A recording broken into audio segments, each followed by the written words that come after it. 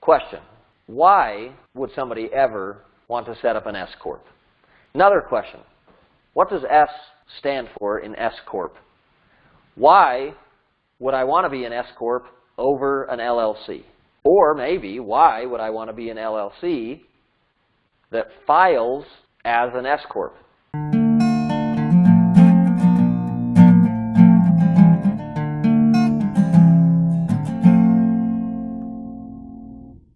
So first of all, what is an S corporation? The S in S corporation, S Corp, does not stand for small business.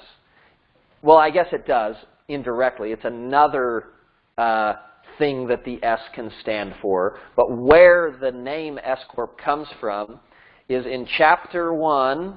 So when you're super bored and you need something to read, go to Chapter, well, go to anything in the Internal Revenue Code. But Chapter 1, Subchapter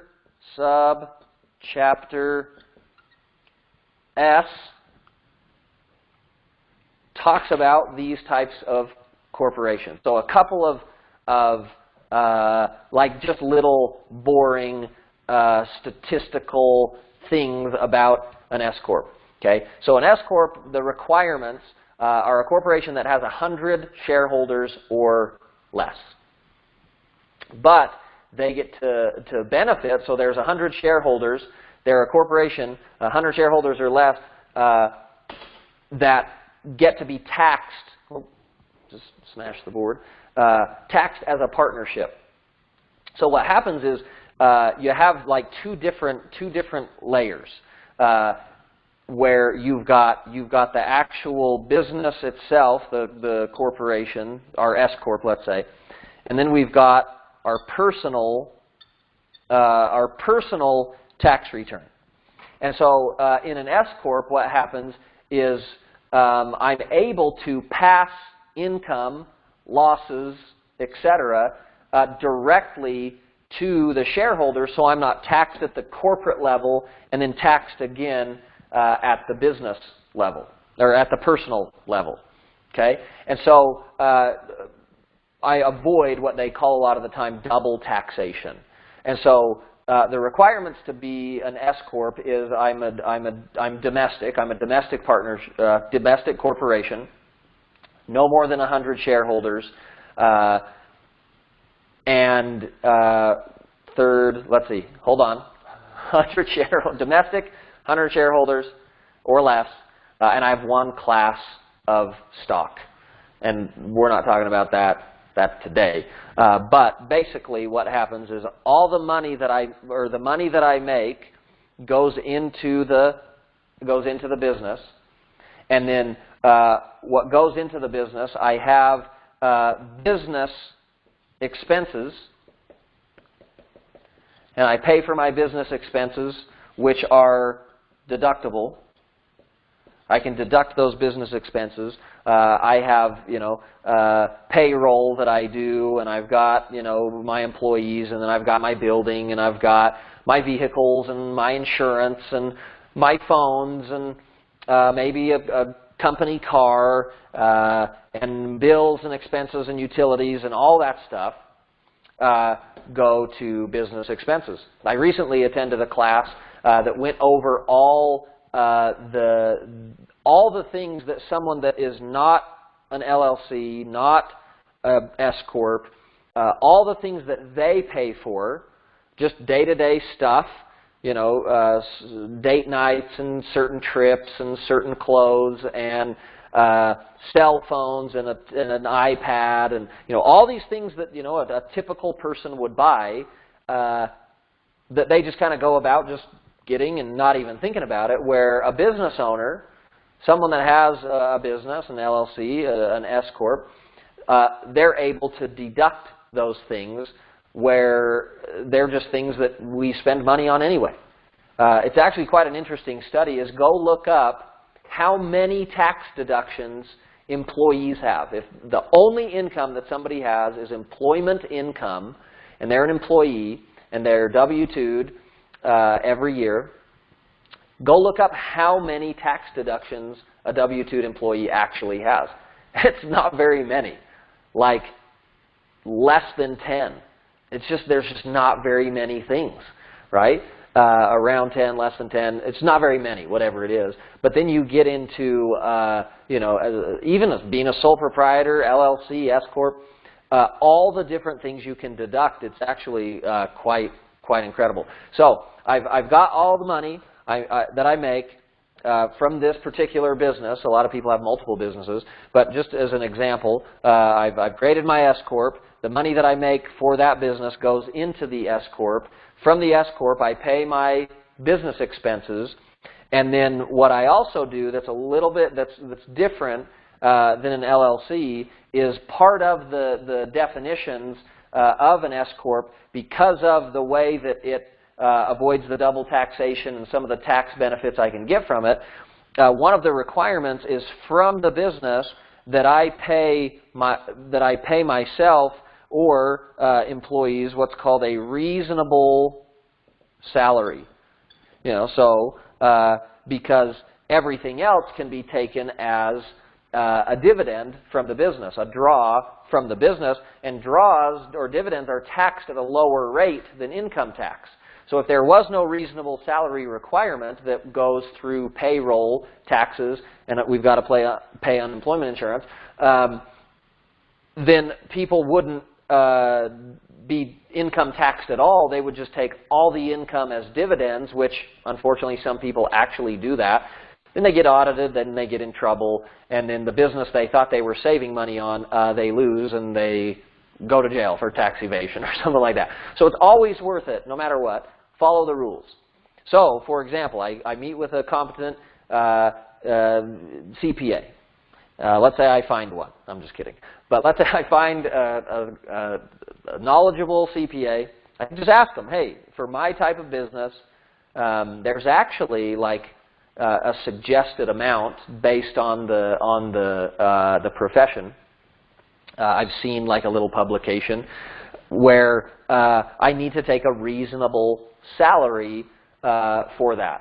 So if I'm just taking like $5 a month as W-2'd income to avoid, you know, some taxes, well, that's not a reasonable salary. But, you know, $2,000, $3,000, $4,000 a month, you know, that's pretty reasonable, in my opinion.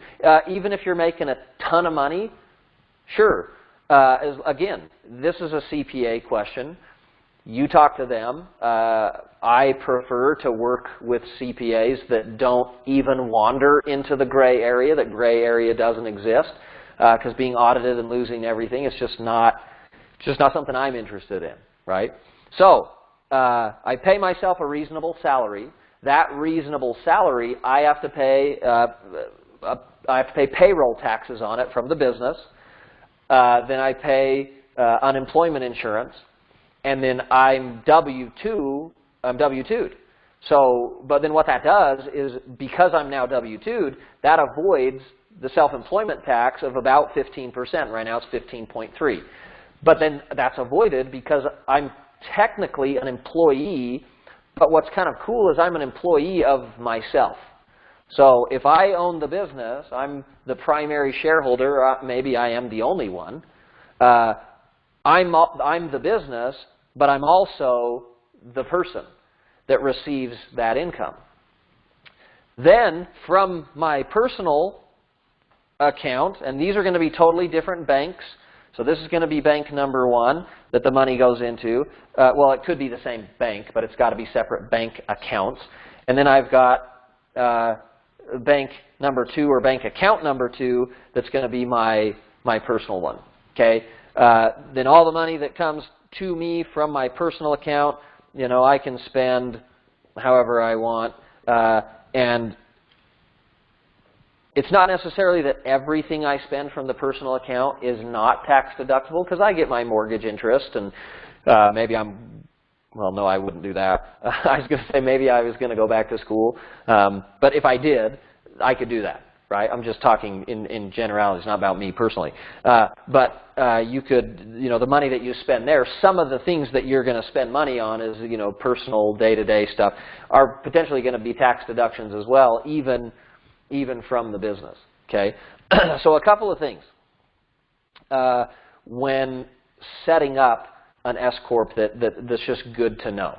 Okay, with an S Corp, there's a little bit more management than there is with an LLC. There's potentially more cost to an S Corp than an LLC. And that doesn't necessarily determine which one is better or worse. It's just one of those conversations I remember about 6 or 7 years ago, I want to say, when I sat down with my CPA. I was an LLC before, and he told me, you know, at the point you're at, it's probably going to make sense. It was probably longer ago than that. How long ago did I do that? I don't know. It was a while ago. And he said, okay, you know, with where you're at and where your income is and what's going on, you know, it would benefit you to be an S Corp.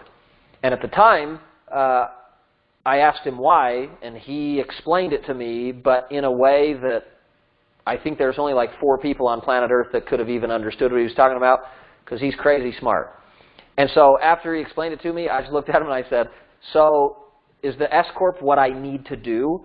And I trust him. He had been doing my taxes for years and does some pretty high-profile people's taxes as well that all of us know. And he's like, yeah, that's what you need to do because it's going to save you money. I said, okay, well, for my simple brain, you should have just told me that. Switching from this to this is going to save you money, but here's the things that you need to do. So some of the things that I had to switch and start adopting is there's annual meetings that have to be done for the S Corp. Okay, and that's our lesson for today. We could talk about that another time. Okay, next is I now have to file 2 returns. I've got my business return, and for S Corps, that's due March 15th is the corporate deadline. Then I have to file my personal return by April 15th. But really, at the end of the day, it's kind of all one and the same in a way because they're just mostly settling things here because it all passes through on my taxes. Everything that's done at the business level passes through to my personal return. Okay? But again, with those meetings, there's an annual meeting. There's now 2 returns. There's going to be more initial fees and potentially more annual fees.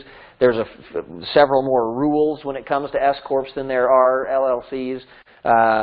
And then the other thing is that I would almost 100% discourage not using a CPA. So what I mean by that is I encourage anyone that's going to set up business entities to use a CPA, competent CPAs, attorneys, etc., to do it. There's those that, you know, well, I'm smart because I have a smartphone, so I'm just going to set it up my own way because I'm sure there's ways I could save money. Here's the thing in the financial world, legal world, tax world.